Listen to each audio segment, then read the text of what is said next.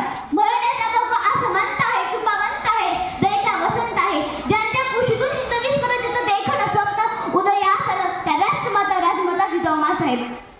छत्रपती शिवाजी महाराज संपूर्ण जग त्यांना आदर्श मानतो आणि त्या राज्याचे मावळे.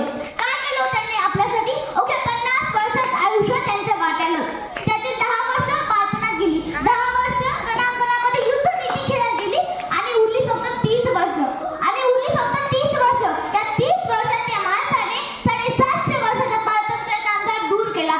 सोपं नाही हो, सोपं नाही हो. एक माणूस 750 वर्षाचा पारतंत्र्याचा अंधार अवघ्या 30 वर्षात दूर करतो. आणि हे गुणांची ताकद सामर्थ्य फक्त आणि फक्त छत्रपती शिवाजी महाराजांच्या रक्तात आहे. छत्रपती शिवाजी महाराज की जय. हा जय आमच्या अंगातून कधी बाहेर पडतो, कधी संचार होतो हे कळतच नाही. शूर हे जगण्याची प्रेरणा आहे. त्यांचं नाव जर ऐकलं तरी आमच्या अंगावर काटा येतो. त्यांचं नाव जर ऐकलं तर आमचं रक्त सळसळतं. आणि आजही त्यांचं नाव ऐकल्यावरती आपल्या छातीवरती अनेक संकटांना झेलण्याची जिगर आमच्या मनामध्ये निर्माण होते. ज्यांचं नाव जरी घेतलं तर आपलं रक्त सळसळतं. कुठल्या तरी पाठ्यपुस्तकात, कुठल्या तरी मूर्तीत, कुठल्या तरी नाटकात, कुठल्या तरी वेशभूषेत, कुठल्या तरी चित्रपटात पाहिलेला हा माणूस मग ज्या ठिकाणी साक्षात बघितला असेल त्यांचं काय होत असेल हो? हो तो तानाजी मालुसरे, हो तो तानाजी मालुसरे स्वतःच्या मुलाचं नगर सोडून कोणाला जिंकायला गेला. फक्त आणि फक्त आपल्या राजासाठी त्यांना असा केला की परत कधी आलाच नाही. जीवाला जीव देणारे ते महाराजांचे मावळे होते. आणि आजच्या आमच्या युवा पिढीचे फेसबुकवर असतात हजारो मित्र, पण गलित ओळखत नाही कुत्र. अशी अवस्था आमच्या युवा पिढीची झाली आहे. छत्रपती शिवाजी महाराजांनी हिंदवी स्वराज्य स्थापन केलं. कारण त्यांच्या स्थापनेमागचा उद्देश होता की माझ्या राज्यात राहणाऱ्या प्रत्येक व्यक्तीचं स्वतःचं राज्य म्हणजे स्वराज्य. आज आम्ही भरपूर पक्ष स्थापन करतो, भरपूर संघटना निर्माण करतो, मात्र आमच्या स्थापनेमागचा उद्देश असतो माझं एकट्याचं आणि स्वतःचं राज्य.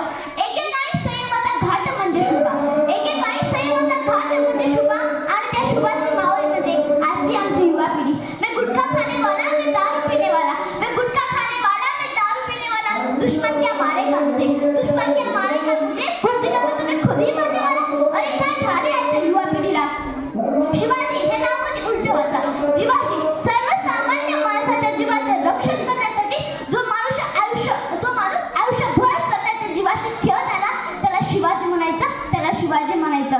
नुसता अभिमान नाही तर गर्व आहे मला मी मराठी असण्याचा. पुन्हा जन्म असतो की नाही माहित नाही, पण पुन्हा जर जन्माला आले तर दगड झाले तर सह्याद्रीचा होते, दगड झाले तर सह्याद्रीचा होते, माती झाले तर स्वराज्याचे होते, तलवार झाले तर भवानी तलवार होते, मध्ये नको जगदीश्वराची पायरी होते. आणि पुन्हा जर माणूस म्हणून ना जन्माला आले तर शिवछत्रपतींची कन्या होते. लोक सांगतात ताजमहल हे प्रेमाचं प्रतीक आहे. अहो नाही हो, प्रेमाचं प्रतीक कशाला म्हणावं?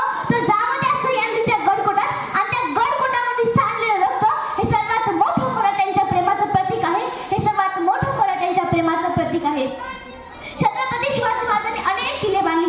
त्यातील सिंधुदुर्ग हा किल्ला कुठे बेटावर बांधलेला आहे. हिरोजी इंग्रजांनी बांधलेला हा किल्ला राजे एकदा पाहायला गेले. किल्ल्याच्या आजूबाजूचा प्रदेश पाहिला व किल्ल्याच्या आत आले. आतून किल्ला बघितला व किल्ल्यावरती मातीला स्पर्श केला. तेवढ्यात एक मावळा महाराजांच्या पाठीमागे उभा होता. हातामध्ये जुन्याची डबी घेऊन तो महाराजांना म्हणाला, राजा एक इच्छा आहे माझी, पुन्हा या गडावरती तुम्ही याल की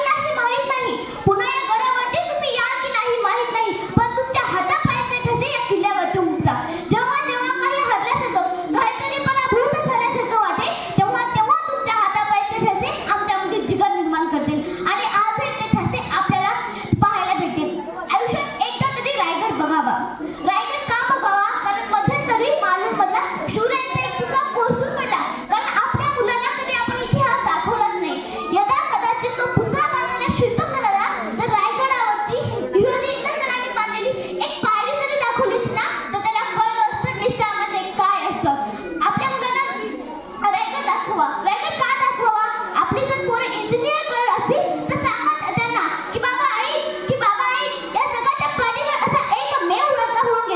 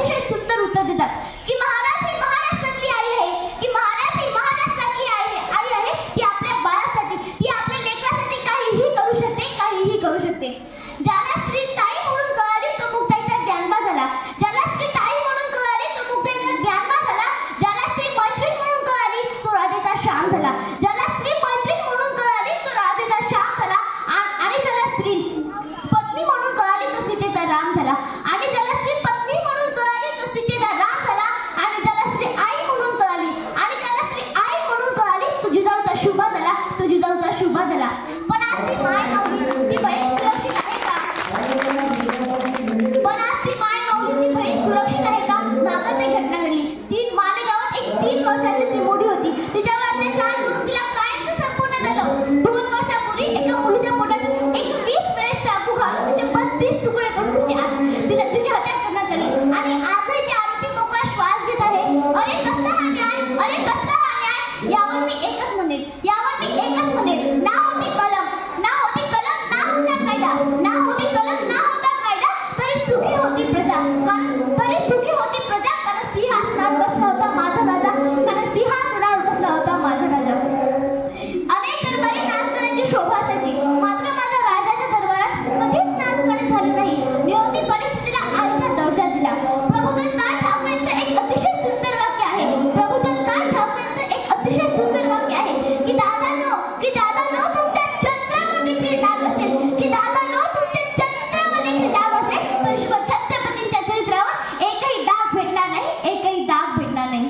खरंच जर तुम्ही छत्रपती शिवाजी महाराजांना आदर्श मानत असाल ना, तर प्रत्येक स्त्रीचा आदर करायला शिका.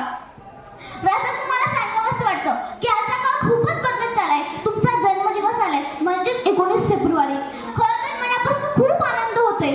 पण राजा तुमचे आमच्यावर एवढे उपकार आहेत की वर्षाचे 365 दिवस जरी आम्ही तुमचा जन्मदिवस साजरा केला तर तुमचे उपकार कधीच फिटणार नाहीत.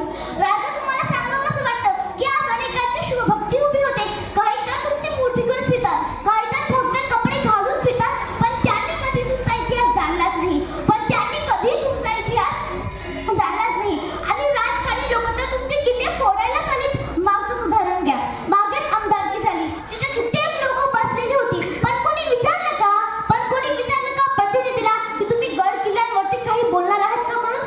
एकाही महाराष्ट्राच्या सगळ्या आमदारांची पॉम्पलेट बघा, एकाही पॉम्पलेटवर बघायला मिळणार नाही की आम्ही गड किल्ले स्वच्छ करून त्यांचं संवर्धन करायचं काम करणार आहोत म्हणून. आयुष्यात स्टेटस ठेवत बसू नका. आयुष्यात असं स्टेटस निर्माण करा की तुमचं स्टेटस कोणी त्यांच्या स्टेटसला ठेवलं पाहिजे. 350 वर्षापूर्वी या मातीमध्ये असा एक माणूस होऊन गेला. आज 350 वर्ष झाली तरी या मातीतला माणूस त्यांचा स्टेटस आपल्या स्टेटसला ठेवतो. The name of Chhatrapati Shivaji Maharaj. शेवटी तो काळा दिवस आला. छत्रपती शिवाजी महाराजांचं निधन झालं. त्यांच्या निधनाची बातमी घेऊन औरंगजेबाचा गुप्त हे साकेत पुस्तकी औरंगजेबाकडे आला. त्याला वाटलं की शिवरायांच्या मृत्यूची बातमी ऐकून औरंगजेबाला अतिशय आनंद होईल. त्यामुळे तो औरंगजेबाकडे धावत गेला आणि म्हणाला, हे आलापना एक बहुत खुश खबर है. औरंगजेब म्हणाला, क्या हुआ? गुप्त हे म्हणाला, काफर शिवा मर गया है. हे ऐकून औरंगजेबाला वाईट वाटलं. त्याने नमाज पढण्यासाठी चादर अंथरली व आपले हात खुदाकडे पसरून म्हणाला, हे खुदा तेरे जन्नत के दरवाजे खुले रखना, ये खुदा तेरे जन्नत के दरवाजे खुले रखना. महादैनों की इज्जत करने वाला शेर शिवा तेरे पास आ रहा है. वेदानंतर शत्रूला अभिमान वाटावा असा माझा राजा होऊन गेला, असा माझा शुभा होऊन गेला. यावर